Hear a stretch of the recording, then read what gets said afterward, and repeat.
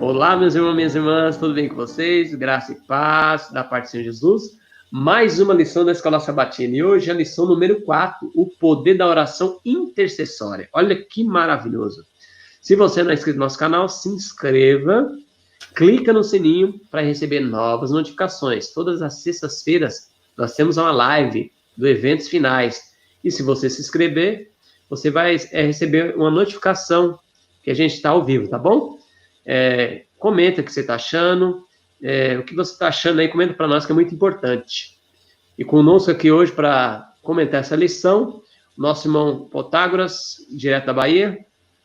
Um prazer muito grande estar com os irmãos novamente, que nós possamos crescer juntos na graça do nosso Senhor e Salvador Jesus Cristo. Nosso irmão Marcos aí, de Minas Gerais. É um prazer estar novamente aqui com os irmãos e para estudar esse tema tão importante que é a oração. Amém. Deus seja louvado. Antes da gente começar, vamos pedir para o irmão Protágoras fazer uma oração? Amém. Santo Criador que habita nos céus, rogamos em nome de Jesus que o Senhor tenha misericórdia das nossas vidas e todo o teu povo, Senhor, que nesse momento, em suas casas, estão recapitulando essa lição. Fala ao nosso coração. Não deixe falar nada que desagrade ao Senhor, mas que o Senhor possa crescer em nosso coração. É o que nós pedimos em nome de Jesus. Amém. Amém, amém. Que bom, meus irmãos. Sejam todos bem-vindos a essa lição maravilhosa. E hoje a gente vai entender o poder da oração. O poder da oração. E o texto para nós iniciarmos aqui está Tiago 5,16. Confessai, pois, os vossos pecados uns aos outros e orai uns pelos outros para serem curados. Muito pode, por sua eficácia, a súplica dos justos. Irmãos, vamos comentar esse texto já explicando. Quer dizer que a gente tem que confessar nossos pecados uns aos outros. Então, a Igreja Católica, que uns pedem perdão para os padres, para os bispos, então, eles estão baseados no texto. Então, como que seria esse confessar vossos pecados uns aos outros? Irmão Protágoras. Bem, irmão Alexandre, com certeza são os pecados que nós cometemos uns aos outros, né? Lógico, a Bíblia foi feita para nós interpretarmos um texto aqui, um texto ali, nunca um texto isolado, não é? Então, como aquele texto que a gente já leu, né? Que aquele que prega cobrirá uma multidão de pecados, na verdade é o que faz a pessoa se arrepender, essa pessoa confessando, o pecado acaba sendo lavado pelo sangue de Cristo. Então, é a mesma coisa esse texto. Então, confessando os pecados aos outros, é lógico, é um pecado de ofensa, né? Se você ofendeu uma pessoa, se você xingou uma pessoa, você confessa esse pecado e peça perdão para a pessoa. Lógico que temos que pedir perdão para Deus também. A Igreja Católica, ao longo da Idade Média, sempre usou a questão da confissão, na verdade, com outros fins políticos, não é? A Igreja sempre quis saber o que estava acontecendo na localidade. Então, a confissão sempre foi uma arma muito forte para os padres saber o que estava acontecendo nas cidades. As cidades não eram tão grandes igual hoje. Então, imagina uma cidade pequena e o padre ouvindo a confissão de todo mundo. Então, sabia quem estava fazendo o quê, quem estava traindo o quê. Então, de certa forma, controlava a sociedade, não é? Tendo informações privilegiadas. E usa a Bíblia de maneira deturpada para saber sobre isso. Agora eu gostaria já de comentar um pouco sobre o amplo assunto da lição dessa semana. Vem falando sobre a oração intercessória. A oração tem muito poder, mas a oração intercessória parece que tem muito mais poder. É incrível, né? E nós vamos falar sobre um tema que é profundo, esse tema. E, obviamente, o tema da oração intercessória ela está no contexto do tema amplo, que é a testemunhar de Cristo às outras pessoas. Então, a gente já tem falado sobre como testemunhar, como ter o testemunho individual aqui nas outras aulas. E nessa aula de hoje é como usar essa arma poderosa, né, que é a arma da oração intercessória, no evangelismo, porque esse deveria ser o foco, no testemunho pessoal. Então, a gente dá estudo bíblico para a pessoa, a gente influencia com o nosso testemunho pessoal, a gente falou isso na aula passada. A gente faz muito dessas coisas, mas a oração intercessória é uma arma que está aliada a isso. Orar pela pessoa. Nós vamos entender quão poderosa é a oração intercessória. Nessa semana, nós vamos entender como é importante a oração intercessória na vida de alguém e por quais razões? A gente não vai ter a razão exata, lógico, mas nós vamos estar estudando um pouquinho aqui, um pouco ali, para tentar entender o poder da oração intercessória na vida das pessoas. Sim. Tem um texto aqui que gostaria de ler, página 93 do Caminho a Cristo, antes do Marcos falar, bem pequenininho, um texto bem conhecido. A oração é o abrir do coração a Deus como um amigo, não que seja necessário para que Deus nos conheça, mas para nos habilitar a recebê-lo. A oração não faz Deus baixar a nós, mas eleva-nos a Ele. Caminho a Cristo, página 93. Irmão Marcos? É verdade, irmãos. A oração é algo muito importante, fundamental e vital na vida do cristão, né? Aqui em 1 João 5,14, diz assim, ó, e esta é a confiança que temos nele, que se pedirmos alguma coisa segundo a sua vontade, ele nos ouve. E no 15 fala, e se sabemos que nos ouve em tudo o que pedimos, sabemos que alcançamos as petições que lhe fazemos. Tem uma parte também na Bíblia que fala que nós muitas vezes pedimos e não recebemos porque nós não sabemos pedir, né? E Tiago, né? Tiago. E aqui nessa lição 4, o poder da oração intercessória, muitas vezes nós somos falhos nessa questão de oração, né? Às vezes nós nos centralizamos muito no eu e esquecemos muitas vezes das pessoas. Ou às vezes oramos pelas pessoas, mas nem sabemos o que está acontecendo na vida da pessoa. Então, nós vamos tratar um pouco desse assunto aí nessa semana, da oração intercessória, e como proceder. Será que a oração intercessória é simplesmente eu chegar, todo mundo que vem me pede oração, eu vou orar pela pessoa? Será que é? E a oração intercessória se baseia apenas nisso? Como será que acontece essa coisa? Então, nós vamos entender um pouquinho isso daí durante a semana. Sim. É domingo, uma luta cósmica, irmãos. Agora vamos entrar uma luta do grande conflito. Irmão Protágoras, lê para nós Efésios 6:12 e o irmão Marcos, 2 Coríntios 10:4. Eu vou ler Apocalipse 12, versos 7 a 9. Houve peleja no céu, Miguel e seus anjos pelejaram contra o dragão. Também pelejaram o dragão e seus anjos. Todavia não prevaleceram, nem mais se achou no céu o lugar deles.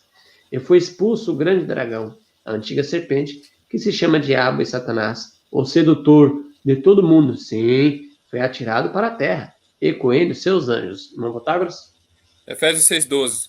Porque não temos que lutar contra a carne e o sangue, mas sim contra os principados, contra os potestades, contra os principados das trevas desse século, contra as hostes espirituais da maldade nos lugares celestiais.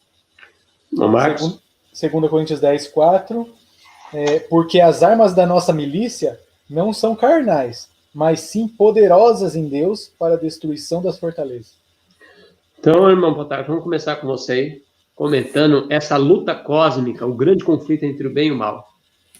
Olha, essa lição de domingo é uma lição muito boa. Eu achei muito profunda ela. Mas por que existe ela? Tenta entender o que tem a ver a história do grande conflito com a oração intercessória, que a gente nunca deve, irmão, tirar da nossa mente o tema principal.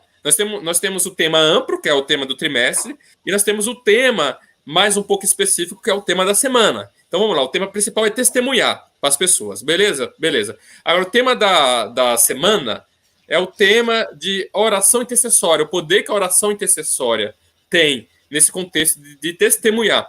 Agora, por que será que fala de grande conflito, luta cósmica em oração intercessória? Vocês já se perguntaram por que o autor da lição ele encaixou isso aqui? O que ele tem a ver?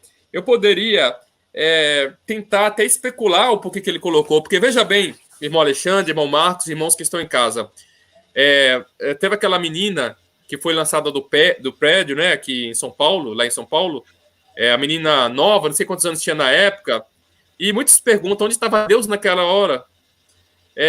Teve quantas pessoas são estrupadas, quantos assassinatos são cometidos, e muitos perguntam onde estava Deus naquela hora.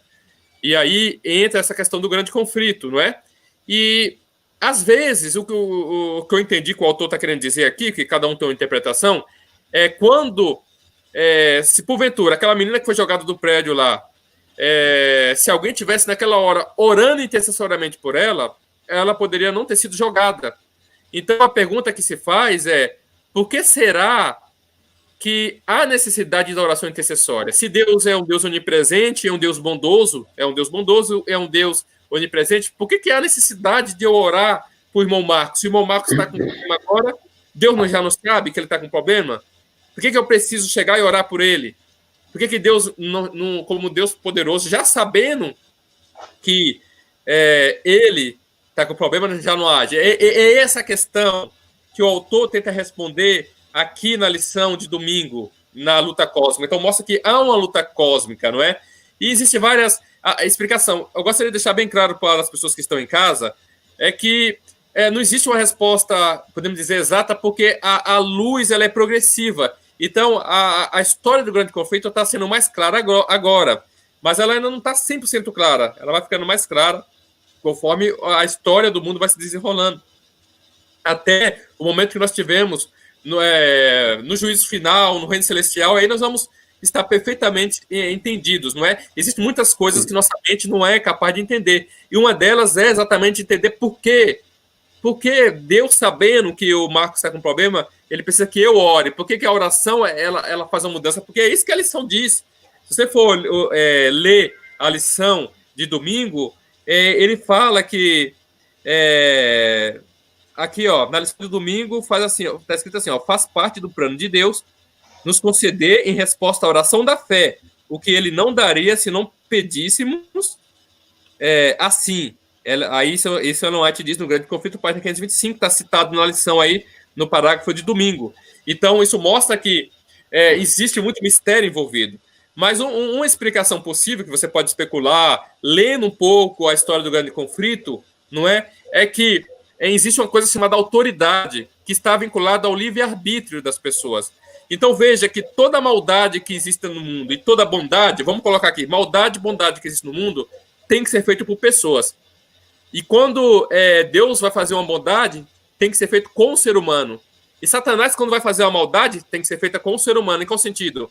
Ele não vem e diretamente mata uma pessoa, mas ele vem e usa uma pessoa para matar a outra. Ou seja, ele usa o livre-arbítrio que uma pessoa tem de escolher para matar a outra. Ele não vem entregar droga na mão de uma criança, mas ele usa uma outra pessoa, ele tem que usar uma outra pessoa, ou seja, o livre-arbítrio daquela pessoa que ela tinha para poder oferecer droga para aquela criança. A mesma coisa é Deus.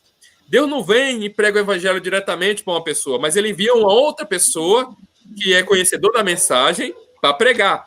Então veja que é como se fosse uma guerra de xadrez ou de dominó. Se trava com aquelas peças que estão no tabuleiro. Um jogador de xadrez pode ter todo o pensamento na mente, mas é tudo feito com as peças do tabuleiro. Ele não pode usar uma peça que está fora. Ele não pode criar uma peça e colocar ali para resolver o problema. Não, as peças estão ali. Essas peças do tabuleiro somos nós. E existem peças tabuleiras que são usadas pelo mal, por Satanás, e existem peças tabuleiras que são usadas por Deus. Então veja que cada um tem seu livre-arbítrio. Então quando você faz uma oração intercessória, onde que nós vamos chegar? É como se você estivesse emprestando o seu livre-arbítrio, o seu campo de ação nessa terra, né, a sua autoridade de ação nessa terra, para as forças espirituais do bem, para Deus, como se fosse uma procuração, para ele agir na vida daquela pessoa. Ou seja, você está sendo uma peça do tabuleiro usada para que haja na vida de alguém. Essa é uma explicação que se dá comumente, não é? Mas veja que é muito mais profundo do que isso. Eu acredito que existe muito mais coisa. Mas uma coisa que eu quero garantir para os irmãos aqui e para todos que estão em casa é que a oração intercessória é muito poderosa. É muito poderosa. Então veja que é muito mais profunda do que se imagina. E eu gostaria de terminar, antes de passar por Marcos, não é? Lendo uma citação que está no livro Grande Conflito sobre a oração. A experiência final do povo de Deus, ela é uma experiência muito, vamos dizer assim, ela é muito vinculada a uma oração perseverante, uma oração fervorosa, não é? E é exatamente isso que eu gostaria de compartilhar com os irmãos aqui. Porque o livro Grande Conflito, obviamente, o livro Grande Conflito fala do grande conflito. E exatamente é o tema desse domingo, não é? Olha só o que diz aqui sobre a oração. Falando do povo que vai vencer, o povo final que vence, não é?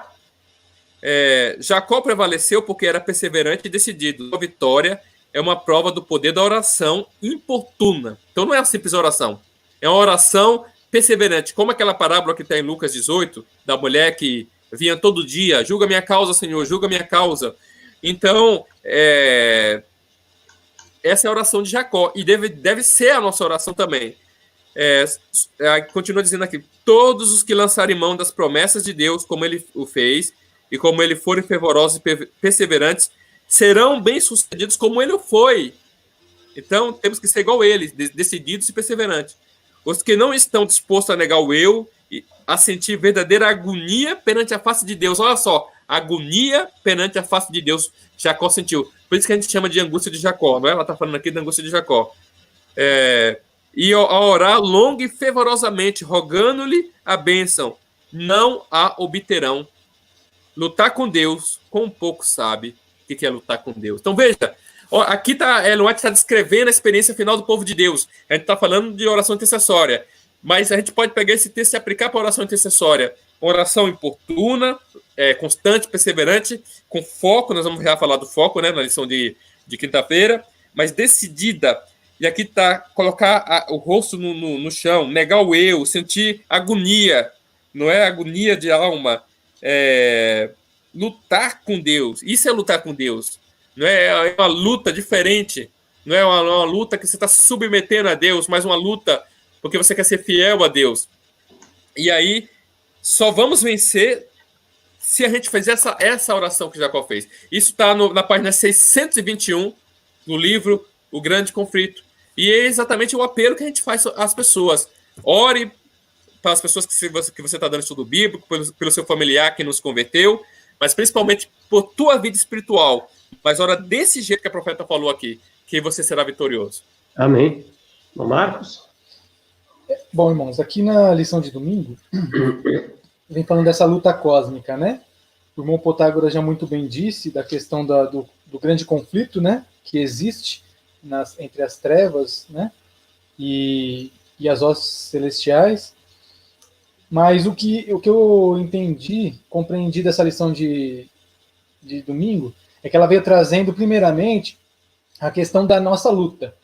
Porque muitas vezes nós qualificamos as pessoas que merecem ou não oração. Ah, não, o irmão aqui, ele é melhor nem orar por ele. E sabe, a gente classifica as pessoas, muitas vezes. E aqui vem falando que a nossa luta não é contra a carne, né? Existem poderes que estão por trás, agindo na vida daquela pessoa. Então, essa questão da oração intercessória, eu vou até ler um texto mais para frente aqui, de um caso específico. Mas eu acho que ela abrange algo muito maior do que a gente, como eu já disse, né, de simplesmente orar. A gente tem que pesquisar a vida da pessoa, conversar com ela, se é uma pessoa que está pedindo oração, qual que é o motivo da oração, o que está acontecendo na vida dela, e porque, de fato, as hostes do mal, elas estão ali, os principados, as potestades estão ali para derrubar a pessoa. E aqui veio até falando, na própria lição aí, vem falando assim, que a Bíblia levanta o véu entre o mundo visível e invisível. Há uma luta entre o bem e o mal, entre as forças da justiça e as forças das trevas, entre Cristo e Satanás. Nesse conflito cósmico, Deus respeita a liberdade humana. É aquilo também, né? Às vezes nós estamos orando por uma pessoa, orando. Deus, ele vai fazer o possível, mas se a pessoa não quiser, não vai adiantar, porque Deus, ele concede o livre-arbítrio, né? E aqui fala, ele jamais manipulará a vontade nem coagirá a consciência. Ele envia seu Espírito Santo para convencer os homens e mulheres da verdade divina. Anjos celestiais entram na batalha para influenciar as pessoas para a eternidade. Deus também organiza acontecimentos providenciais na vida dessas pessoas para levá-las até Ele. Pois bem, Deus, independente das nossas orações ou não, Ele vai fazer de todo o possível para que a pessoa encontre o caminho da verdade e seja salva. Mas quando a gente ora, há um poder excedente ali, né? Deus, ele quer isso, e isso faz bem não só para a pessoa que recebe a oração, mas faz bem para nós, porque quando a gente ora pela pessoa, a gente está exercendo a misericórdia, né? O que Deus mais tem pela humanidade? É misericórdia. E quando a gente pratica esse ato de interceder por uma pessoa, é justamente nesse sentido, né? De estarmos trabalhando a misericórdia em nós, sermos mais misericordiosos e menos julgadores, né? Muitas vezes. Então, é basicamente isso aqui que eu peguei aqui da lição de domingo. Sim. Então vamos para a segunda. Jesus, o poderoso intercessor. Irmão Potágoras, lê para nós Lucas, capítulo 22, verso 31 a 34. Irmão Marcos vai ler Hebreus 7, 25. Eu vou ler Lucas 3, 21, 5, 16. Lucas 3, 21, irmãos, diz assim, ó. E aconteceu que ao ser todo o povo batizado, também foi Jesus. E estando ele a orar, o céu abriu. E capítulo 5, verso 16, do mesmo livro, 5:16, diz assim, ó. E ele, porém, se retirava para lugares solitários e orava. E o 9:18, capítulo 9 de Lucas, verso 18, diz assim: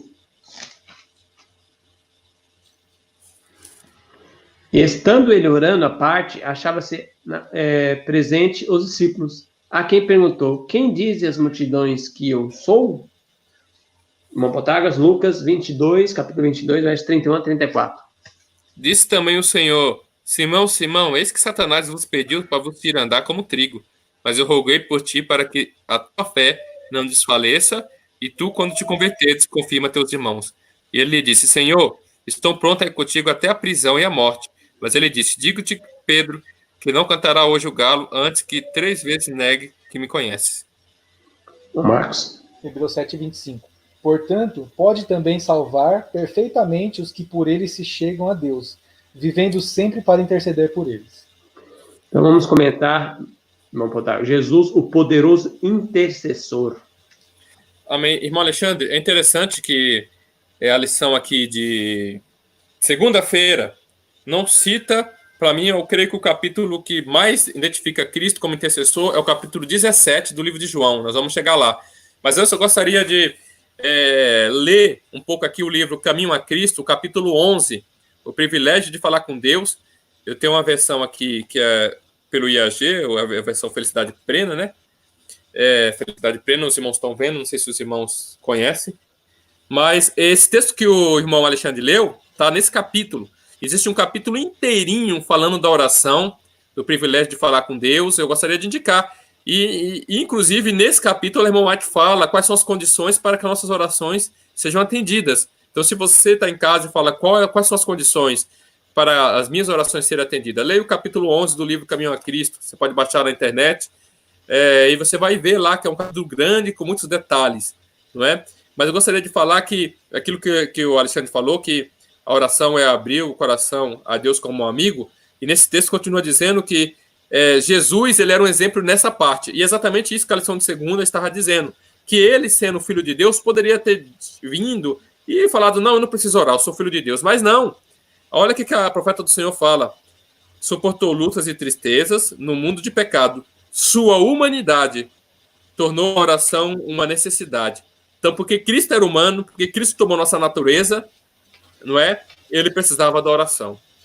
Porque se ele não tivesse tomado a nossa natureza, ele não precisava de ter uma vida de oração igual ele teve, não é? Aí continua dizendo aqui: sua humanidade tornou a oração necessidade e um privilégio para ele. Ou seja, era necessidade e ao mesmo tempo era um privilégio. Encontrava conforto e alegria na comunhão com o Pai, e o Salvador dos homens, o Filho de Deus, sentia a necessidade de orar. Quanto mais devemos nós, débeis e pecadores mortais que somos, sentir a necessidade de fervorosa e constante oração. E continua dizendo aqui que as trevas do maligno envolvem os que negligenciam a oração. A sutil tentação do inimigo os leva ao pecado, e tudo isso acontece por não fazer o uso do privilégio da oração que Deus lhe ofereceu. E continua dizendo que os anjos têm prazer em prostrar-se perante a Deus, têm prazer em estar na sua presença, consideram a comunhão com Deus sua maior alegria. O filho da terra, porém, que tanto precisa do auxílio que só Deus pode dar, parece satisfeito em andar sem luz do seu espírito, sem a companhia da sua presença. Então, veja que Cristo, aqui o capítulo foca em Cristo como exemplo, porque a lição de segunda fala exatamente isso, que ele era um intercessor, que ele orava, orou por Pedro.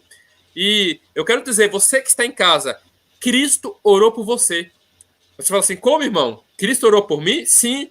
Cristo orou por Alexandre, pelo Marcos, por mim, e orou por você. Quer ver? Abra vossas Bíblias em João, capítulo 17. João, capítulo 17, é um capítulo inteiro de oração intercessória, não é?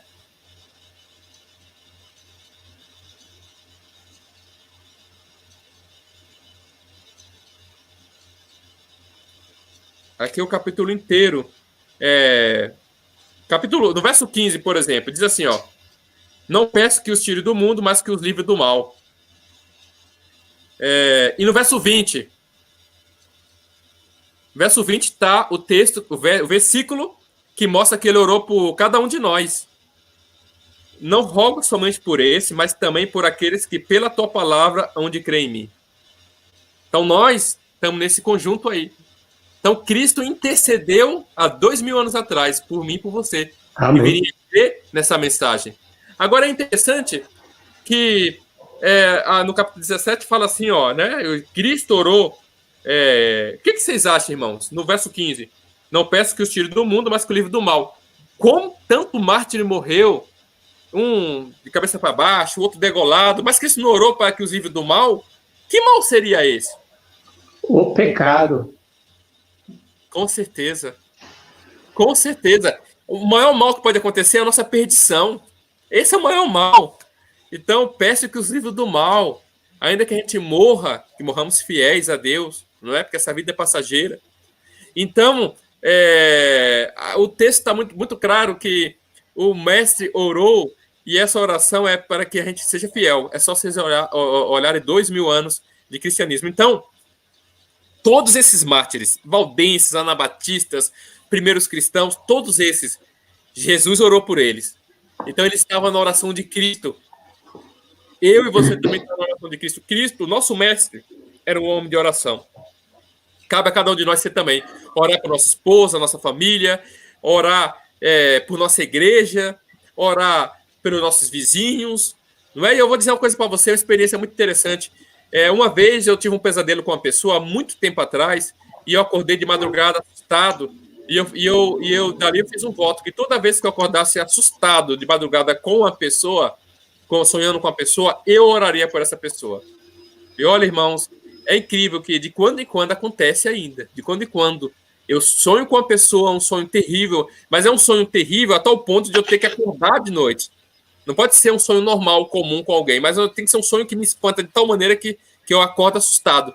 E já aconteceu várias vezes de eu sonhar, depois de eu ter feito esse voto, sonhar com filho de irmãos da igreja, que até não é da igreja, pessoas que eu nem tenho muito contato, de sonhar, ter um pesadelo, acordar de madrugada assustado, aí eu entender que eu tenho que orar por aquela pessoa naquele momento. Eu tenho certeza, se vocês fizerem esse voto também, eu tenho certeza que Deus vai enviar algumas pessoas para vocês orarem por ela, não é? Então a oração intercessória é muito poderosa, e Deus precisa que você faça isso, que você conceda seu livre-arbítrio, sua liberdade, para que ele entre nessa terra, entre no campo do inimigo e anula o mal que ele estava tentando fazer por aquela pessoa. Não é? Sim. E que Deus tenha misericórdia, que nós continuamos com essa comunhão com ele.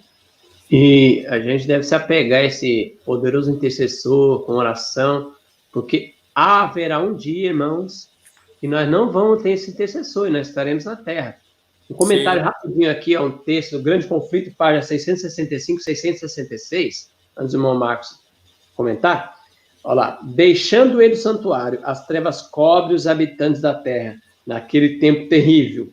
O justo deve ver a vista de um Deus sem intercessor. Aí um pouco abaixo, por quê? Porque o Espírito de Deus, persistentemente resistido, foi por fim retirado, irmãos. Por isso que, como o irmão Potagras falou, a gente deve orar pelas pessoas, porque logo, logo o Espírito Santo vai ser retirado. E aí não adianta mais orar, irmãos. Não adianta. Irmão Marcos? Irmãos, eu fico abismado como o Espírito Santo trabalha, né? Nós estamos gravando aqui, nós não combinamos nada. Mas eu ia ler exatamente esse texto. Esse texto, ele está no livro Eventos Finais também, né? Então comente. Página 265, porque o texto que eu li está em Hebreus 7:25. E o texto fala assim, ó: portanto, pode também salvar perfeitamente os que por ele se chegaram a Deus. Aí aqui muita gente faz confusão. Porque fala assim, ó, o texto termina dizendo assim, ó, vivendo sempre para interceder por eles. E muita gente fala, tá vendo? O texto está falando que Cristo vai interceder para sempre. Só que aqui está falando que é vivendo sempre para interceder e não intercedendo sempre. Vivendo sempre. O foco aqui está na vida eterna de Cristo e não na intercessão eterna. E aí vem esse texto que o irmão já leu aí, que está no grande conflito, né? E lá no Eventos Finais também tem ele. Então, Cristo, ele é nosso intercessor, mas não será para sempre, né? Porque haverá um momento em que os seus filhos vão ter que estar vivendo aqui à vista de um Deus santo sem intercessor. Sem né? intercessor. Ou seja, sem intercessor significa o quê? Que se esses mesmas pessoas que estão vivendo aqui cometer um pecado, o que vai acontecer? Quem que vai interceder por esse pecado? Sim. Vai ser um grande problema, né? E eu gostaria de ler um texto para corroborar também com o que o irmão Protágoras estava falando da necessidade de oração de Jesus, do texto que está no Caminho a Cristo. Eu queria ler um texto com os irmãos que está no Desejar de Todas as Nações, capítulo 9. Fala assim, ó. Desde a ocasião em que os pais de Jesus o acharam no templo, seu modo de agir foi para eles mistério. Ele não entrava em discussão, todavia, o exemplo que dava era uma lição constante. Parecia como pessoa separada. Sua felicidade encontrava-se nas horas em que estava a sós com Deus e a natureza. Olha só, a natureza. Sempre que lhe era concedido esse privilégio, afastava-se do cenário de seus labores e ia para o campo, a meditar nos verdes vales, a entreter comunhão com Deus na encosta da montanha ou entre as árvores da floresta. O alvorecer frequentemente o encontrava em qualquer lugar retirado, meditando, examinando as escrituras ou em oração. Dessas horas quietas voltava para casa a fim de retomar seus deveres e dar exemplo de paciente labor. Então, irmãos, nós percebemos que a vida de Jesus é uma vida inteiramente dependente da oração a Deus. Ele necessitava estar orando a Deus, porque todo o poder que ele tinha vinha da onde? Do céu.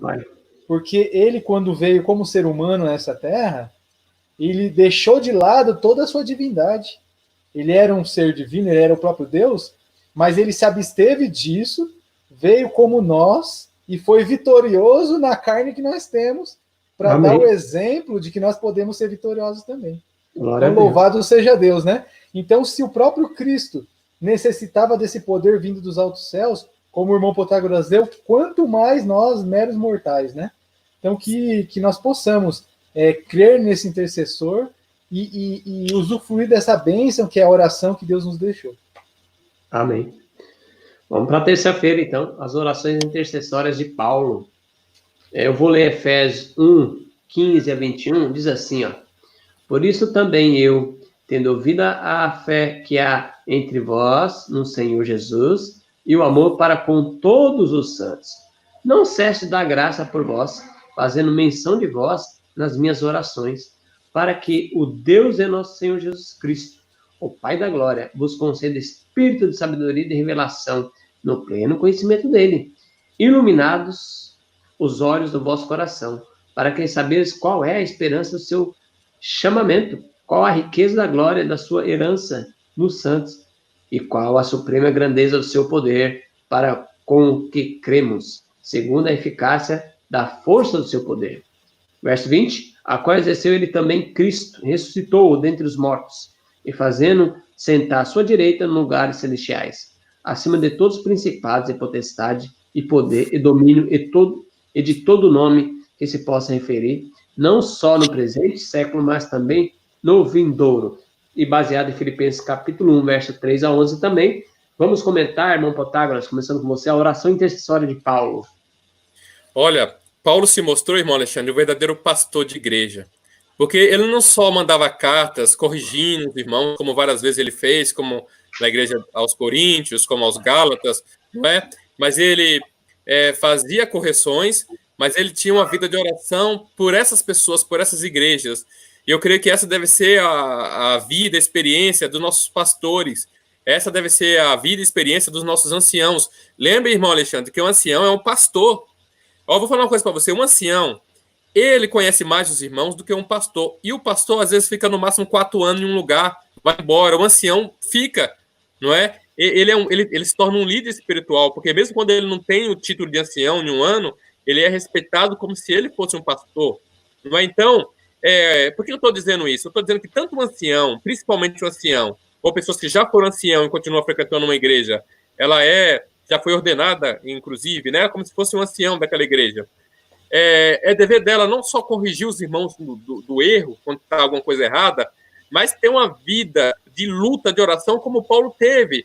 É isso que esse capítulo vem trazer aqui, porque Paulo, ele não só... Então, esse capítulo, essa lição aqui, terça-feira, vem para mostrar que Paulo não só saía por aí montando igreja, não é como se tivesse um monte de meta. Não, ele saía por aí montando igreja, mas ele pastoreava essas igrejas. Ele mandava carta para essa igreja em uma época que era muito difícil fazer isso. Os meios de transporte era muito lento, mandava carta, demorava anos para chegar, não é? Então ele pastoreava essas igrejas que ele tinha plantado, e ele tinha uma vida muito forte de oração com Deus por essas igrejas, porque ele sabia que Satanás ia tentar esses irmãos. Então essa mesma experiência deve ser a nossa, como irmãos líderes da verdade presente.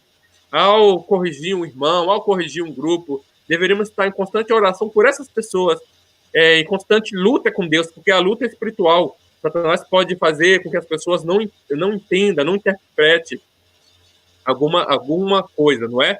Então, por isso que eu falo para vocês, às vezes, em nossas igrejas, nossos pastores vão fazer visita, irmão Alexandre, vão fazer a visita para tentar corrigir o irmão de algum erro, só que, às vezes, há muita carnalidade na visita.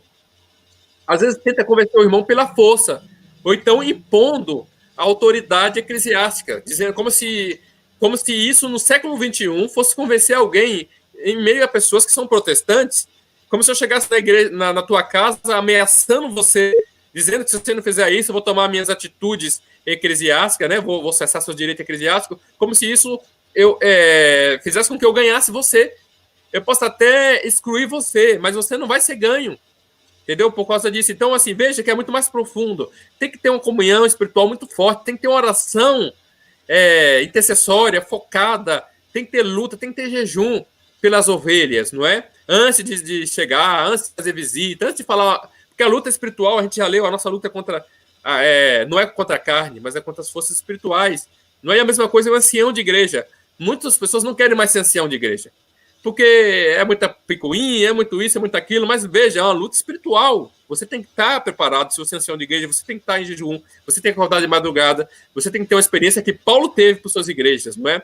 Ao fazer isso, você vai estar escudando a sua igreja de muitos laços de Satanás, e que Deus te ajude a fazer isso, não é? Aliás, eu quero falar aqui, não estou falando mal, eu amo a minha igreja, mas isso foi uma falha que eu vi, principalmente no concílio de ancião, irmão Alexandre. Que eu já frequentei concílio de ancião, fui ancião uma vez, e eu esperava que eu ia chegar lá e eles iam me treinar para me enfrentar Satanás que age na vida dos meus membros, da minha igreja, não é? Mas chegou lá e foi uma reunião administrativa, vai ter Semana Santa, depois vai ter como se fosse uma reunião de calendário, não é? Mostrando o calendário. Não que não tem que ter isso, não é? Tem que ter ordem na nossa igreja, tem que ter isso. Porém, veja que a luta espiritual, o ancião ele tem que estar espiritualmente preparado para enfrentar as coisas que vêm pela frente.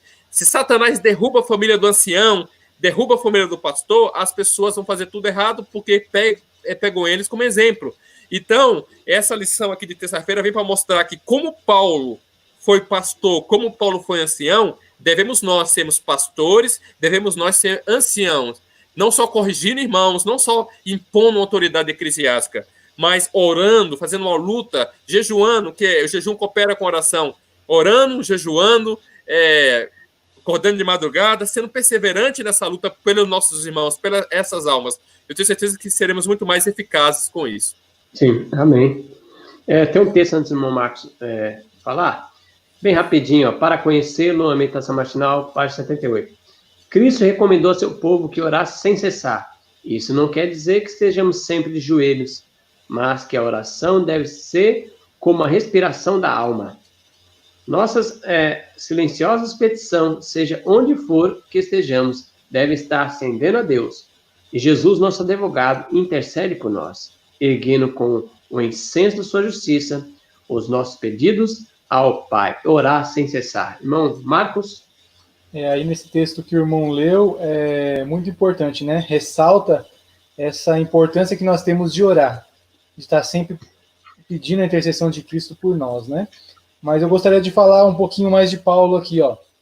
No capítulo 29 do livro Atos dos Apóstolos, olha só como o irmão Protágoras ressaltou bastante a questão de Paulo. Ele orava especificamente pela igreja, pelas pessoas ali, né? Ele não orava igual muitas pessoas oram. Às vezes a gente tem o hábito de orar, eu oro pela igreja mundial, né? Eu oro pela igreja mundial. Então a gente já está feita a oração pela igreja. Paulo não, ele ia específico no ponto de cada membro ali. Realmente ele era um pastor tremendo. E olha aqui o que fala dele aqui no livro Atos dos Apóstolos, capítulo 29. Fala assim, ó. Seu coração estava cheio de fervoroso amor pelos crentes coríntios. Aqui está falando relacionado aos de Coríntios, lá, né? Ansiava por vê-los revelar uma piedade íntima que os fortificasse contra a tentação. Ele sabia que em cada passo no caminho cristão encontrariam a oposição da sinagoga de Satanás e que diariamente teriam de enfrentar conflitos.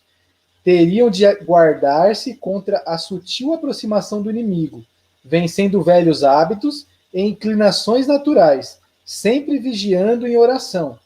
Paulo estava certo de que os mais altos ideais cristãos só podem ser alcançados mediante muita oração e permanente vigilância. Olha só. Então, Paulo, ele sabia da importância da oração, sabia que aquelas pessoas necessitavam não só de receber a oração, mas de orar por tudo que elas iam passar.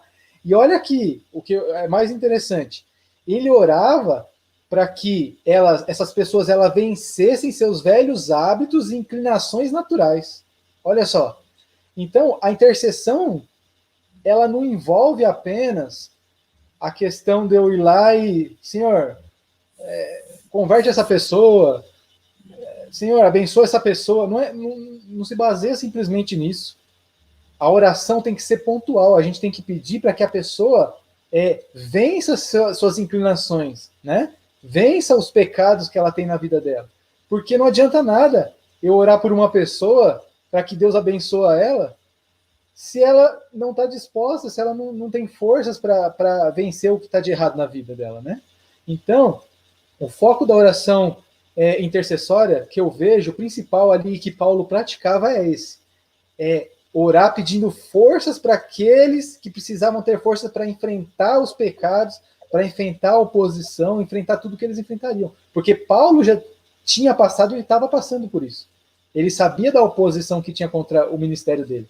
E ele sabia que se aqueles cristãos fossem viver fielmente a palavra de Deus, eles também seriam perseguidos pela sinagoga de Satanás. Ele chama assim. Ele chama que os perseguidores daqueles que querem viver a verdade conforme ela é, eles chamam essas pessoas de sinagoga de Satanás. Então, irmãos, essa é a verdadeira oração intercessória. É a gente orar para que a pessoa vença o pecado, para que ela vença aquilo que atrapalha ela de ter um relacionamento com Deus, né? Porque a palavra de Deus diz que os nossos pecados fazem separação entre nós e Deus. Então, que nós possamos interceder para que as pessoas, que seja a nossa intercessão, seja intercessão pessoal, pontual, né? Uma intercessão pontual, que a pessoa consiga vencer aquilo que afasta ela de Deus. Amém. Vamos então agora para quarta-feira, poderes invisíveis em atuação. Baseado em Daniel capítulo 10, verso 10 a 14, que diz assim, ó: Eis que certa mão me tocou, sacudiu-me e pôs sobre meus joelhos e as palmas das minhas mãos. E ele me disse, Daniel, homem muito amado, está atento às palavras que te vou dizer. Levanta-te sobre seus pés, porque eis que te sou enviado. Ao falar ele comigo essas palavras, eu me pus em pé tremendo. Então me disse, não temas, Daniel, porque desde o primeiro dia em que aplicaste a oração, o coração, a compreender e humilhar-te perante o teu Deus, foram ouvidas as tuas palavras. por causa das tuas palavras é que eu vim. Mas o príncipe do reino da Pérsia me resistiu por 21 dias. Porém, Miguel, um dos primeiros príncipes, veio para ajudar-me e obtive vitória sobre os reis da Pérsia. Agora vim para te fazer entender o que há de suceder ao teu povo nos últimos dias, porque a visão se refere a dias ainda distantes. Irmão Protágoras, vamos comentar aí esses poderes invisíveis em atuação. Essa lição, irmão, desse dia, ela está muito vinculada à lição de domingo, não é? Fala ali do grande conflito como um todo. Essa aí é a lição de quarta-feira. Agora, veja que, como lá no livro de Daniel, começa a tirar aos poucos o véu do que está por trás ali, não é? Ocorrendo nos bastidores. Veja a importância de uma oração. Eu sempre lembro aqui de outra passagem bíblica, irmão Alexandre, aquela passagem de Ana. Porque Ana, ela só orou por uma coisa, ela queria um filho. E Deus não só atendeu a oração dela, mas como trouxe um profeta que esteve vinculado à história ali de Israel, né? Do final do período de Juízes, início do período onde havia reis em Israel, não é? Então, veja que Deus pode fazer de uma oração particular nossa algo que tem a ver com a história do seu povo nessa terra. Imagine você em casa fazer uma oração simples para o seu filho se converter, simplesmente isso. Seu filho não só se converte, como vira um líder da verdade presente para guiar o povo de Deus, né? Guiar no sentido assim, guiar grupo de pessoas de determinada localidade para atravessar as provas que vão vir pela frente. Então veja que o Senhor Deus pode atender nossas orações muito mais do que nós estamos planejando. Deus respondeu a oração de Ana de uma maneira muito maior, né, do que ela pediu. Então a mesma coisa são cada um de nós. Mas isso devemos entender que estamos inseridos num contexto de grande conflito. É exatamente isso que a lição de domingo fala e a lição de quarta-feira também fala. E agora, o que essa lição também vem dizer é que existem forças espirituais por trás.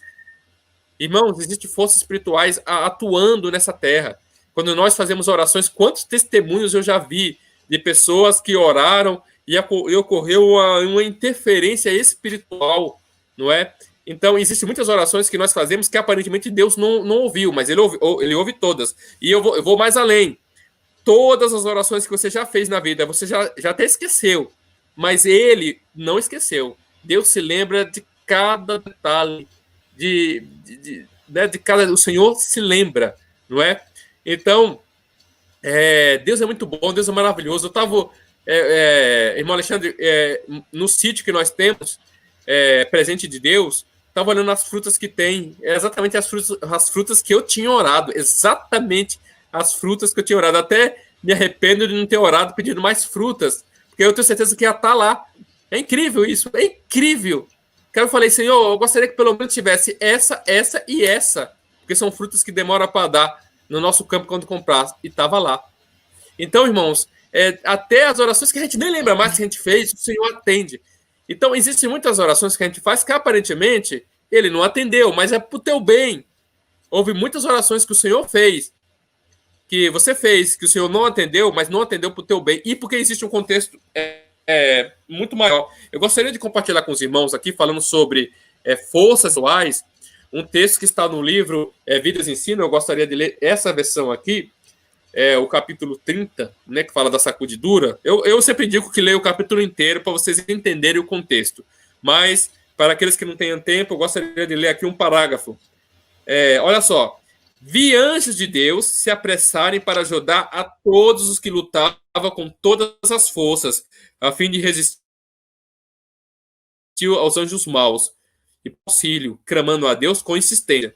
Porém, os anjos de Deus abandonavam os que não faziam esforços para conseguir auxílio, e eu os perdia de vista. Olha, é um texto assim bonito, mas ao mesmo tempo triste, né? Porque ao mesmo tempo que é bonito, que fala que os anjos, que ela viu as forças espirituais, ela viu anjos de Deus se apressando para ajudar todas as pessoas que estavam lutando. Aqui lutando com oração, com madrugadas, com jejum, com leitura da palavra, com louvores verdadeiros, não é? Essas são as armas espirituais e para resistir os anjos maus. Mas esses anjos, os anjos vinham tentando ajudar todos, não é? Mas aqueles que aqueles que não faziam esforço da sua parte, que não tinha esforço nesse sentido que eu falei, de oração, de jejum de obedecer aquilo que Deus já revelou, os anjos abandonavam. E ia ajudar outros, não é? Então, olha só, eu vou continuar lendo, eu vou ler um parágrafo antes. Vi que alguns não participavam dessa agonia e luta. Não, vou ler um parágrafo antes. Às vezes vinha um raio de luz procedente de Jesus para reanimar o coração e iluminar o rosto daqueles que oravam, clamando com perseverança e determinação. Vi que alguns não participavam dessa agonia e luta, pareciam indiferentes e despreocupados. Tem muitos irmãos na nossa igreja despreocupados, indiferentes. Não se opunham às trevas que o rodeavam. Tem gente falando que a gente não está tão mal assim. Então, a igreja não está tão mal assim. Não existe tanta apostasia na igreja. Não estou falando que tem que sair da igreja, entenda. Nós temos que continuar firmes nos caminhos de Deus. Mas temos que se opor às trevas que estão tanto ao nosso redor, possivelmente na igreja e fora da igreja, não é? Aí continua dizendo aqui, essas pessoas que estavam despreocupados, não se opõem às trevas que se rodeava e essas os envolviam como se fossem nuvens densas. Os anjos de Deus deixavam esses e iam em auxílio aos que afligiam e oravam. Então, tem duas pessoas aqui, eu quero pegar um exemplo aqui, ó. Tem o irmão Alexandre e o irmão Marcos. São duas pessoas que abraçaram a fé adventista, são duas pessoas que teoricamente estão andando com Deus. Os anjos de Deus vêm para ajudar os dois. Mas se o Alexandre não ora e o irmão Marcos ora, o irmão Marcos aflige diante da alma, os anjos abandonam o irmão Alexandre e vai... Ou seja, já existe anjo ajudando o irmão Marcos. E aí os anjos que estão ajudando o Alexandre saem do Alexandre e vai... Se tinha 2 anjos ajudando o Marcos, agora tem os 2 do Alexandre foi para ajudar o Marcos. Olha que coisa triste. Não é, mas é o que a profeta fala aqui. É um texto que me deixou bem, assim, alambado, né, de certa forma, porque, opa, peraí, o que eu estou fazendo com a minha vida espiritual? Será que eu estou cooperando com Deus? Então não é uma coisa assim, brincadeira, não é? Então aqui está dizendo que os anjos, as pessoas que não se opõem às trevas, que não se afligem, que não oram, os anjos abandonam você e vai ajudar aquele que ora, aquele que se aflige. Isso está no livro Vidas e Ensinos, né, no capítulo que fala da sacudidora. Então isso aqui é um alerta para cada um de nós, porque existem forças espirituais por trás.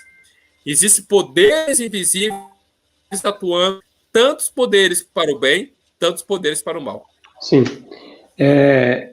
No livro Santificação, páginas 51 e 52, Daniel foi um devoto servo do Altíssimo. Sua longa vida foi repleta de nobres feitos de serviço para o seu mestre. Sua pureza de caráter e inabalável fidelidade são igualadas unicamente por sua humildade de coração e contrição diante de Deus. Olha essa frase.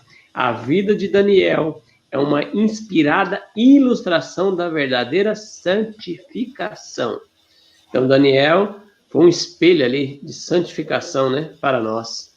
Irmão Marcos? Pois é. Daniel, nós percebemos que ele dava muito valor na questão da oração, né? Inclusive, ele teve um episódio, quando a gente estudou o livro de Daniel lá, os irmãos puderam ver, que ele correu o risco de perder a sua vida só pelo fato de ter sua vida de oração, né? Sim. Ele tinha um hábito ali de orar 3 vezes ao dia e com janelas abertas para todos verem. E aí o que aconteceu? As pessoas foram, denunciaram ele, e ele mesmo assim foi lá, continuou orando, né? Da mesma forma, a vida dele normalmente, correu o risco de perder a vida, mas Deus foi fiel à sua oração. Então nós percebemos que Daniel valorizava muito a oração, né? Sim. E o que acontece? Eu queria ler um texto que o irmão Protágoras acabou de falar, né? Sobre essa questão dos anjos, que quando uma pessoa ora, o anjo de outra pessoa que negligencia vai lá e ajuda ela, né? Agora, será que nós devemos orar por todo mundo? Como que tem que ser essa oração? De fato, nós precisamos orar para que Deus mude a vida da pessoa, mas é aquilo que eu falei. A oração tem que ser para que a pessoa se ajude, né? Agora tem um caso que é curioso, irmãos. Está lá no capítulo 17 do livro Testemunho sobre Conduta Sexual, Adultério e Divórcio. Está na página 123. Na verdade, vem contando ali, eu não vou ler tudo porque é longo, né? Mas vem contando a história de um rapaz, né? Que ele era da igreja, tudo, né? Só que foram pedir oração para esse rapaz. Agora, olha o ponto que interessante aqui, ó. Em determinado ponto desse capítulo, fala assim, ó. Na manhã seguinte, isso foram para a irmã White pedir, né? Essa ajuda. E aí ela teve uma visão à noite e recebeu orientação de como tratar naquele caso. Aí fala assim, ó. Na manhã seguinte, o homem veio para que orássemos por ele, esse homem que estava precisando de oração. Nós o tomamos à parte e lhe dissemos que sentíamos ser forçados a recusar o seu pedido. Olha só. Então o homem estava pedindo oração, as pessoas estavam pedindo oração por ele, e a irmã White foi orientada divinamente a recusar o pedido. Aí fala assim, ó, contei-lhe meu sonho, né? Ela teve o sonho que ele reconheceu ser verdade, ou seja, então foi revelado alguma coisa para ela, e ele, quando ele descobriu isso, ele reconheceu que era verdade.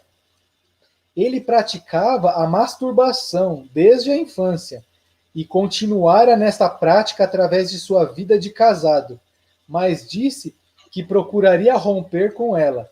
Esse homem tinha um hábito longamente arraigado a vencer. Irmãos, o que mostra aqui? Que muitas vezes Deus não se agrada de nós estarmos orando por uma pessoa que ela tem consciência, né? Entendam bem, que ela tem consciência de que ela está naquele erro, ela já tem a plena consciência disso, a convicção, mas ela não abandona, ela não faz esforço para abandonar. Então aqui, esse caso específico, pontual, ela foi orientada a não orar por essa pessoa. Uma pessoa da igreja, que tinha todo o conhecimento da verdade, tinha essa prática do pecado, casou-se, e aí o seu pecado ficou ainda maior, né?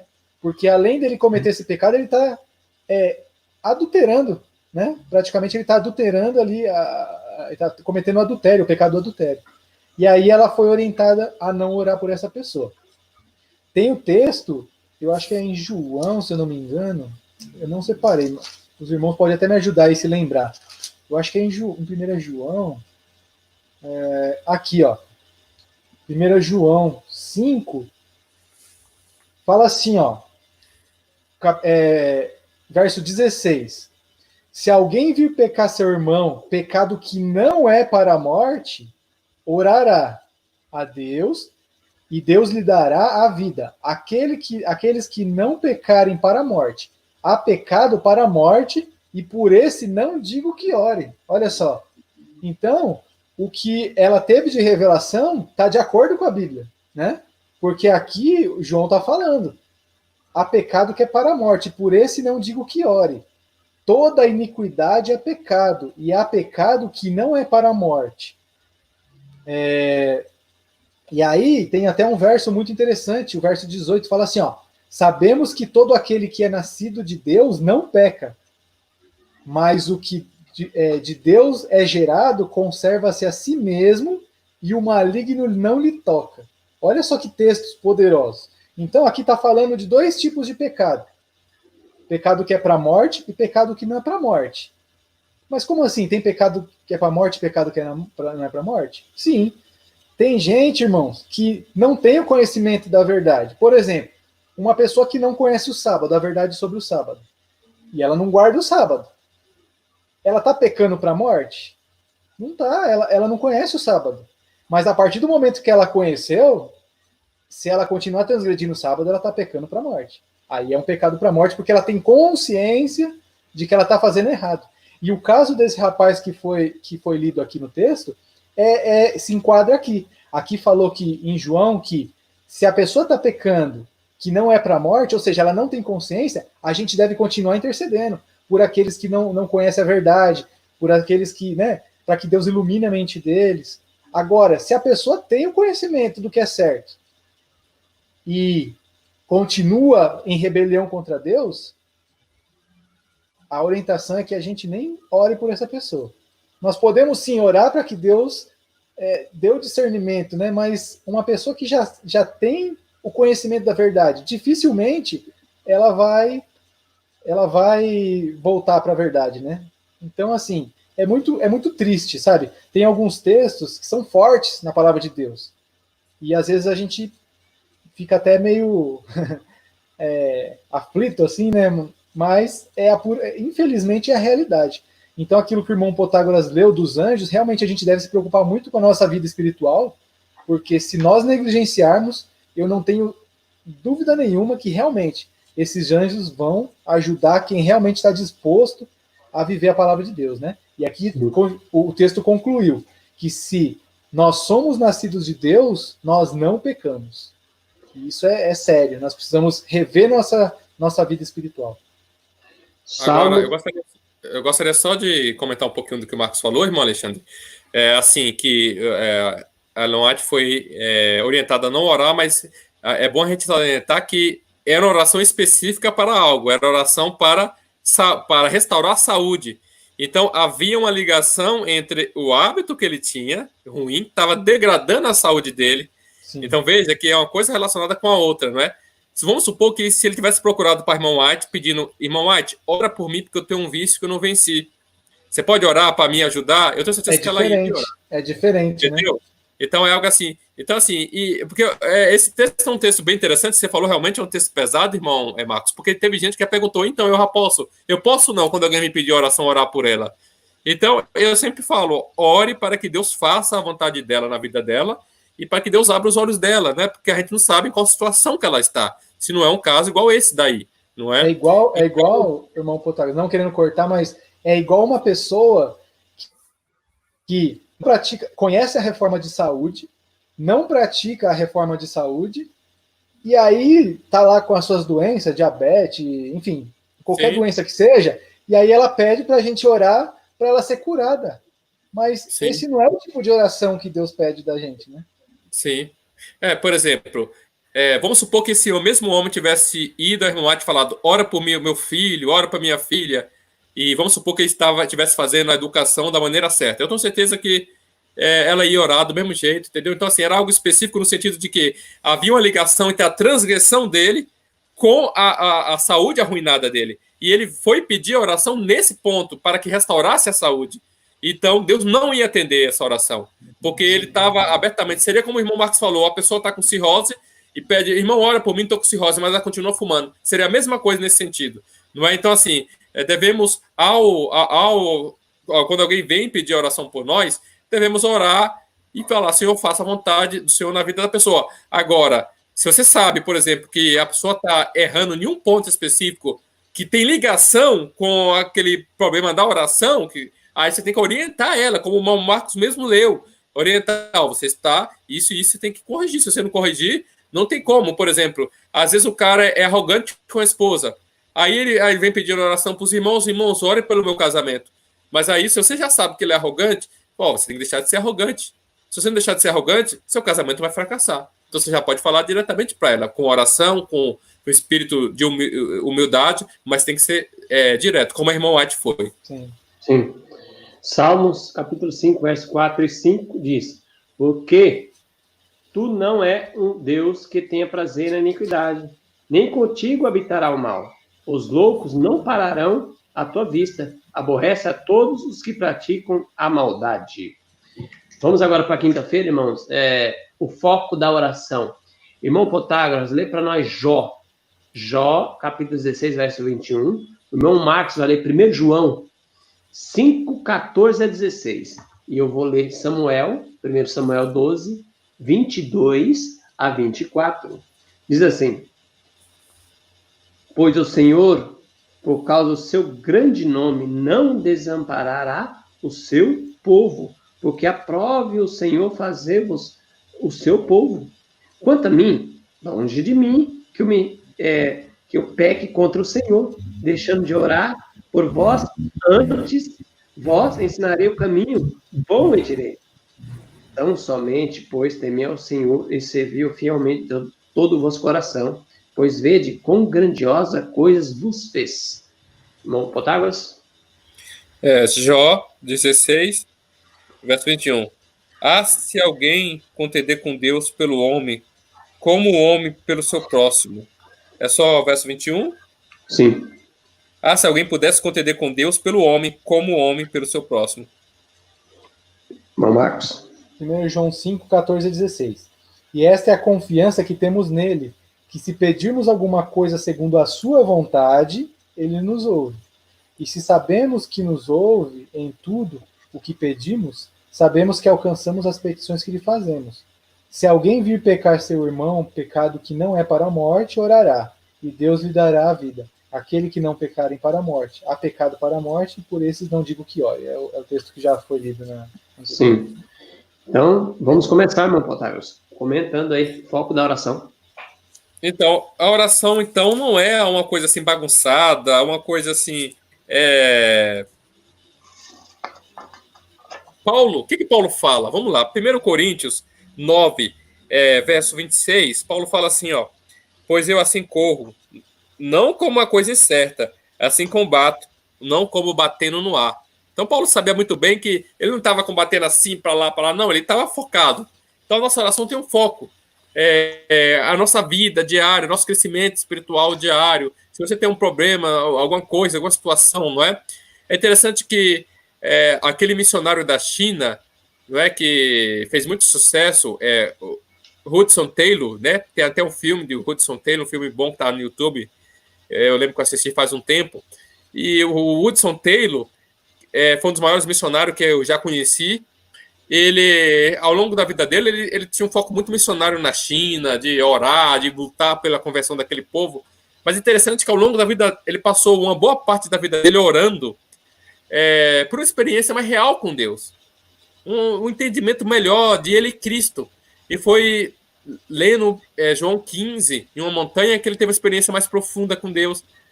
É interessante isso. Como pode um homem que já é missionário, que aparentemente prega para os outros, precisava de uma experiência mais profunda? Então ele orou de uma maneira muito mais profunda. E nós temos também a experiência de John Wesley, que está narrado no Grande Conflito, naquele capítulo que fala lá, Progressos na Inglaterra, não é? Quando ela fala que John Wesley, quando foi pregar nos Estados Unidos, ele teve uma experiência no navio, assim, o navio quase ia a pique, e ele vê que os moravianos tinham tanta confiança em Deus que ele não tinha. E a partir dali, então, ele começou uma jornada que combinou com a verdadeira conversão dele. Ele se tornou um dos maiores pregadores da Inglaterra. Ele já era pastor da igreja anglicana. E se transformou, então, no líder que depois vinha a ser o líder dos metodistas, não é? Então, veja, irmãos, que a oração tem que estar focada. Tua vida espiritual está na lama, então você tem que começar uma corrente de oração pela tua vida espiritual. Seja a oração de 3 horas da manhã, seja... tem que ter um foco. É que nem, por exemplo, a questão da vida no campo. Eu gostaria de dar um exemplo. Às vezes tem irmãos que estão doidinhos para ir para o campo, né? Então orou, viu aí um monte de sermão, né? Temos que ir para o campo, não sei o quê. Só que assim, ela não entendeu a coisa como um todo. Então ela não está tendo foco. Então, às vezes ela não abandonou os vícios do mundo, por exemplo. Não abandonou os sábados à noite, sábado à noite comendo pizzas mundanas, não é? Com coisa que a profeta já falou que não deveríamos comer. Ou então ela não abandonou os filmes de Hollywood no sábado à noite, seja no cinema, seja em casa, não importa, não tem diferença nenhuma. Não abandonou as novelas mundanas, não abandonou muitos dos costumes mundanos. Então, assim, ir para o campo, por si só, não vai libertar ela. Se ela for com esses mesmos costumes, ela vai levar a cidade para o campo. Ela vai estar só no campo, mas a cidade vai estar lá no campo. Não é? Os esgotos que tem na cidade vai estar na casa dela. Então, ela não entendeu o princípio. Então, às vezes, Deus não ouve a oração dela. Ela está orando para ir para o campo. Ó, Senhor, me abre. Estou 10 anos orando para ir para o campo, o Senhor não me abre. Não vai abrir, porque ela tem que entender o princípio que está por trás. Não é? Ela tem que entender que tem que haver uma reforma de vida, uma transformação. Ou seja, isso é o foco. Isso é o foco que a lição está dizendo aqui. Você tem que ter o foco, entender e lutar por uma experiência real com Deus. Tirar tudo que Deus já falou que ele não se agrada. Aí sim, quando você estiver no caminho nesse foco, aí o Senhor vai. Agora você entendeu a mensagem de vida no campo, que é uma mensagem que faz parte de um todo. Assim como o tópico da oração faz parte de um todo também, não é? Então, é esse o foco. Temos que ter o foco. Nós temos que orar e entender bem que a luta é espiritual, que que existe a questão do livre-arbítrio das pessoas e que o Senhor, Deus, é o mais interessado em nossa salvação e nossa vitória espiritual. Ainda que seja com fracasso material, ainda que seja com fracasso terrestre. O Maior Discurso de Cristo, página 86, diz assim, ó, 3 linhas. A repetição de frases feitas habituais, quando o coração não sente nenhuma necessidade de Deus, é da mesma espécie que as vãs repetições dos pagãos. Muito cuidado com as repetições, irmãos, quando o coração não sente necessidade de Deus. Irmão Marcos? Pois é, irmão. A oração, ela não deve ser apenas uma reza, né?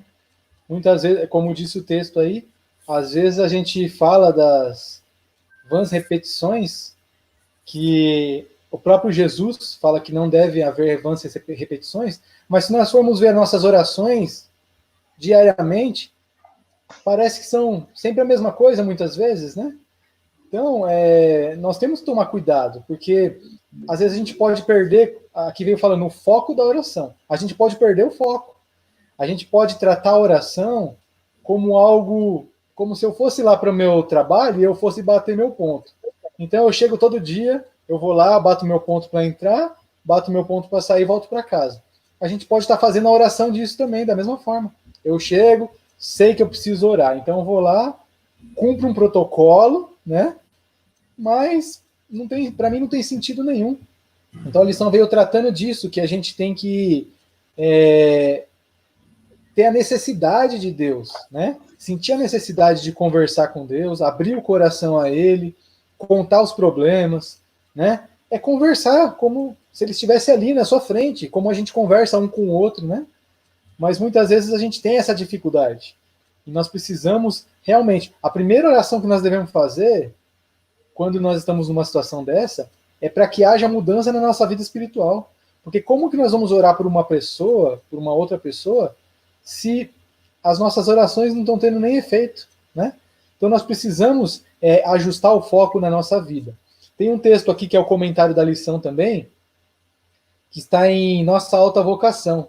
Fala assim, ó: os que permanecem em Jesus têm a certeza de que Deus os ouvirá, pois amam fazer-lhe a vontade. Não fazem orações formais, prolixas, mas vão a Deus com sincera e humilde confiança, como uma criança a um terno pai, e derramam a história de seu pesar e seus temores e pecados, e em nome de Jesus apresentam suas necessidades, saem de sua presença regozijando-se na certeza do amor perdoador e da graça mantenedora. Olha só, então, o texto veio falando quando a gente ora, mas desde que a gente esteja disposto a fazer o quê? A sua vontade. Quando a gente está disposto a fazer a sua vontade, a gente ora, a gente abre o coração, Deus ele nos ouve, ele está ali. E quando a gente termina de orar, a gente sai diferente, né? Quando às vezes a gente entra carregado ali na oração, com algum problema, mas quando a gente ora a Deus, a gente sente que Deus ouviu a gente e está dando um conforto, né? E como que Deus conversa com a gente? Através justamente da sua palavra. Então, a vida de oração, ela tem que estar ligada também com o estudo da palavra de Deus. Porque a oração, nós falamos com Deus. E na tua palavra, ele responde a nós. Então, não adianta se eu negligenciar uma coisa ou negligenciar a outra, não vai ter essa relação, né? Uma conversa, um relacionamento, tem que ter no mínimo 2 pessoas, né? Então, se eu faço a parte da oração, mas negligencio a resposta de Deus, eu não vou ter essa resposta. Agora, se eu leio a palavra de Deus e eu também não me comunico com Ele, vai dar um defeito aí na comunicação, né? Então, nós precisamos focar realmente, entender o que é oração, e só quando a gente entender o que é oração e estiver disposto, né, a ter uma vida de santidade ao Senhor e de entrega ao Senhor, a gente vai realmente fazer uma oração que chegue aos céus, né, como um incenso suave. Sim. Quero dar só uma explicação bem rápida daquele texto que eu li, as vãs repetições, que alguns irmãos vêm à mente. Puxa, então eu estou orando há 10 anos pela conversão de uma pessoa, ou estou orando para ir para o campo faz 5 anos, então eu estou vã a repetição, que estou repetindo sempre essa oração. Não é isso que o texto está querendo dizer, irmãos. O texto está querendo dizer que a gente não pode ficar repetindo como uma reza, como o Marcos falou, sempre decorado. Mas nós devemos insistir com Deus aquilo que a gente está querendo, né? Isso não é vã repetição. Isso é insistir com Deus, né? Batendo na porta sempre de um caso, de uma pessoa que a gente quer se converter. Devemos ter muito cuidado e insista, irmão, na oração. Lembrando que o texto que eu li no Caminho a Cristo é como abrir o coração ao amigo. Não precisa decorar frases. Eu vou falar bem bonitinho com Deus, bem formal, porque ele gosta de orações bonitas. Não. É abrir o coração para um amigo. Como a gente estivesse falando com um amigo, conversar com Deus. E a oração sem cessar é orar sempre em pensamento. O irmão está no campo com a enxada, está orando ali, falando com Deus, está lavando uma louça, está conversando com Deus. Isso é orar sem cessar, né? Então vamos terminar aqui na sexta-feira, irmãos. Tem 2 textozinhos bem pequenininhos, aí os irmãos começam aí comentando com o irmão Protágoras. Diz assim, para nós fechar a lição. Anjos ministradores aguardam ao pé do trono para obedecer instantaneamente o mandato de Jesus no responder a todas as orações feitas em sinceridade com fé. Mensagem escolhida, volume 2, página 377. E o outro texto, a oração da fé nunca se perde, mas dizer que sempre é atendida de modo exato e de acordo com aquilo que esperamos, especificamente, é presunção. Testemunho para a Igreja, volume 1, página 231. Irmão Protágoras, vamos comentar aí esses 2 textos. Que de lição você tirou da lição e desses textos? Bem, enfim, a gente já viu aqui, né, ao longo do que a gente estudou na semana, a importância da oração intercessória, do contexto espiritual que está envolvido, tanto de forças espirituais quanto do grande conflito como um todo, não é? E eu gostaria de compartilhar, irmão, um texto do Espírito de Profecia, para terminar, né, o comentário final, aí a lição de sexta-feira, que está no livro A Ciência do Bom Viver. É um texto que a minha esposa sempre gostou, né? Eu gostaria de compartilhar com vocês. A oração e a fé farão que nenhum poder da terra conseguirá realizar. A oração e a fé farão que nenhum poder da terra conseguirá realizar. Isso está no Conselho Ciência do Bom Viver, página 509. Então, essa é a resposta para muitas das coisas que a gente procura na vida, né? As coisas que o homem, que as forças espirituais, que as forças físicas, que a nossa força não consegue fazer, a oração e a fé vão sim alcançar, não é? Amém. E resumindo tudo, eu gostaria de compartilhar com os irmãos, se os irmãos quiserem, ouçam um hino do Inário que eu gosto muito, o hino 425. Que tempo já faz? Quanto tempo já faz que você não fala com Deus, que você não abre o seu coração a Ele, não é? Porque assim, como a lição de sexta-feira fala, nem todas as nossas orações serão aceitas. Não, desculpa. Nem todas as nossas orações serão atendidas. Mas o simples fato de você estar com Deus, não é? O simples fato de você estar com Deus é o que importa, não é? E a nossa submissão da nossa vontade tem que estar sempre, não é? Ou seja, sempre temos que submeter à vontade de Deus. Lembra de Cristo? Ele orou, Senhor, passa-te de mim esse cálice. Essa foi a oração. Mas não seja feita a minha vontade, senão a sua.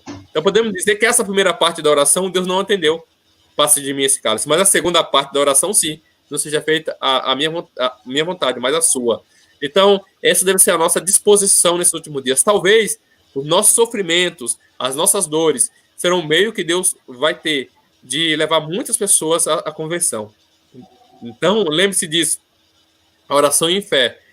A oração junto com a fé, ela vai fazer o que muitas outras coisas não vai fazer na Terra. Agora, veja que a gente falou de oração, a gente falou de muitas ferramentas que são auxiliares da fé, da oração. Muitas ferramentas. Então, tem que ter oração, mas tem que ser com fé, tem que ser com foco. O jejum é uma ferramenta auxiliar muito importante. Quando você faz um jejum e não ora, é como se fosse só algo no sentido para você ter saúde. Aquele jejum que você vai para o trabalho, faz as coisas, aquilo ali é um jejum para você ter saúde. Mas o jejum, para ter poder espiritual, tem que ser um jejum em oração. Então tem que ser um jejum, especificamente no local retirado, onde você esteja em oração e concentrado naquilo. Então aí vai ter um poder espiritual, uma potência maior. Aí você tem também, olha só, foco, fé, leitura da palavra, madrugadas.